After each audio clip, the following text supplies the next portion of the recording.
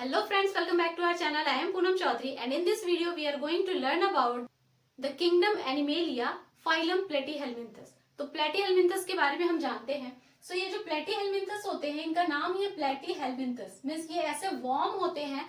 Helminthes का मतलब होता है worm और Platy मतलब flat, एकदम चपटे होते हैं. Dorso-ventrally मीन्स ऊपर और नीचे दोनों के साइड से ये बिल्कुल फ्लैट होते हैं, एकदम जैसे स्केल होता है ना वैसे स्केल के टाइप के. ओके, अगर बॉडी का ऑर्गेनाइजेशन हम देखें तो ऑर्गन लेवल ऑफ ऑर्गेनाइजेशन होता है. सिस्टम इसमें डेवलप नहीं हुआ है, ऑर्गन प्रेजेंट होता है. ओके, फर्स्ट फाइलम है जो कि बाइलेटरल सिमेट्रिकल है. बाइलेटरल का मतलब लेफ्ट एंड राइट में डिवाइडेड होते हैं. पहला फाइलम है first phylum which is triploblastic. Triploblastic means तीनों जर्म लेयर इसमें प्रेजेंट होते हैं, इक्टोडर्म, इंडोडर्म, मेसोडर्म. ओके, ये एसिलोमेट होते हैं means no body coelom. Body का कैविटी जो होता है वो एब्सेंट होता है, बिल्कुल अंदर एकदम प्लेन होता है, सिस्टम ही नहीं है तो कैविटी की जरूरत नहीं है. ट्रांसपोर्टेशन अगर इसमें बात करें तो एक स्पेशल टाइप का टिश्यू होता है पैरेन्काइमा, उसके थ्रू इनकी बॉडी में ट्रांसपोर्टेशन का सिस्टम चलता है. हैबिटेट क्या होता है, ये फ्री लिविंग में पाए जाते हैं और इंडोपैरासाइट भी पाए जाते हैं. Most of the endoparasite free living में जैसे आपका प्लेनेरिया हो गया, वो अगर इंडोपैरासाइट की बात करें तो उसमें हो गया टेप वर्म, लिवर फ्लूक, ये सब आते हैं. ओके, अब इंडोपैरासाइट अगर है ये, क्योंकि मोस्ट ऑफ द इंडोपैरासाइट ही होते हैं, तो इनके पास कुछ स्पेशल स्ट्रक्चर्स प्रेजेंट होते हैं लाइक हुक्स. हुक क्यों होते हैं, क्योंकि वो किसी होस्ट के बॉडी के अंदर है तो उनके बॉडी के वॉल से चिपकने के लिए, अडेशन के लिए हुक का इस्तेमाल करते हैं और उससे बॉडी में चिपके रहते हैं.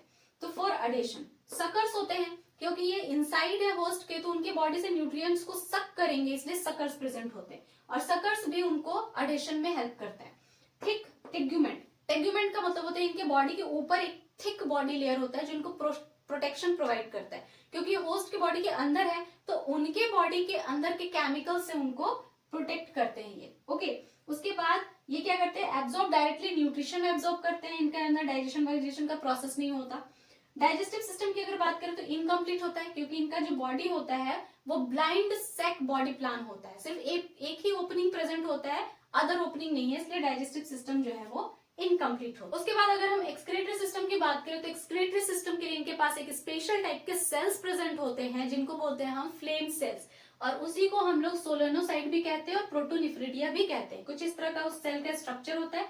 ये देखो, ये सेल है, ठीक है, ये सेल है और ये सेल का आउटर लेयर है जिसे हम प्लाज्मा मेम्ब्रेन कहते हैं, और ये जो आपको आउटर में दिख रहा है ना, इसको हम लोग साइटोप्लाज्मिक प्रोजेक्शन कहते हैं, जो एमोबॉइड प्रोजेक्शन होता है. उसके बाद यहाँ पर एक न्यूक्लियस प्रेजेंट है, ये साइटोप्लाज्म है अंदर, और यहाँ से बहुत सारे सीलिया प्रेजेंट होते हैं. उसके बाद नर्वस सिस्टम की बात करें तो इनके पास एक सेरेब्रल गैंग्लिया प्रेजेंट होता है, मतलब ब्रेन प्रेजेंट होता है, और लैडर लाइक नर्वस सिस्टम होता है, मीन सीढ़ी के जैसा एक के ऊपर एक. देखो यहाँ पर जैसे ग्रीन कलर का मैंने दिखाया है दोनों तरफ, this is the longitudinal nerve cord. Nerve cord है जो लॉन्गिट्यूडनली अरेंज है. उसके बाद ये ट्रांसवर्स कमिसर्स मतलब नर्व कॉर्ड. उसके बाद कुछ नर्व कॉर्ड्स है जो ऐसे अरेंज है, तो ये सीढ़ी के जैसा है ना, एक के ऊपर एक के ऊपर एक, तो ladder like nervous system present होता है उनके पास. ये प्लेनेरिया का स्ट्रक्चर है. ठीक है, अगर ऑर्गन्स में बात करें तो आई भी जो होता है ना, आई के सिर्फ स्पॉट प्रेजेंट होते हैं, प्रॉपर आई प्रेजेंट नहीं होता.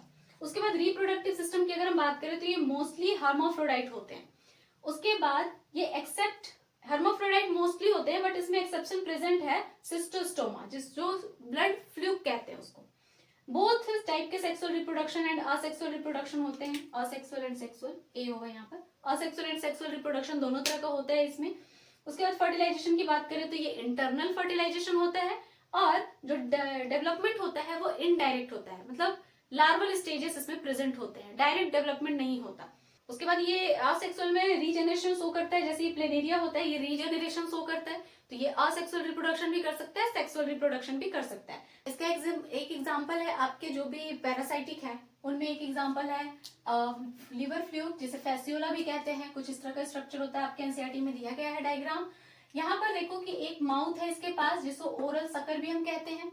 इसका ये बॉडी है और बॉडी में यहाँ पर एक कॉमन जेनाइटल पोर प्रेजेंट है जिसे जोनोपोर भी कहते हैं, ये जेनाइटल पोर है. ओके, यहाँ पर भी एक सकर प्रेजेंट होता है जिसे वेंट्रल सकर कहते हैं, ऐसे फ्लैट में बॉडी में, जिसे एसिटाबुलम भी कहते हैं. यहाँ पर एक पोर है जिसे एक्सक्रीटरी पोर कहते हैं. तो कुछ इस तरह का स्ट्रक्चर होता है इसका, और ये इंडोपैरासाइट है.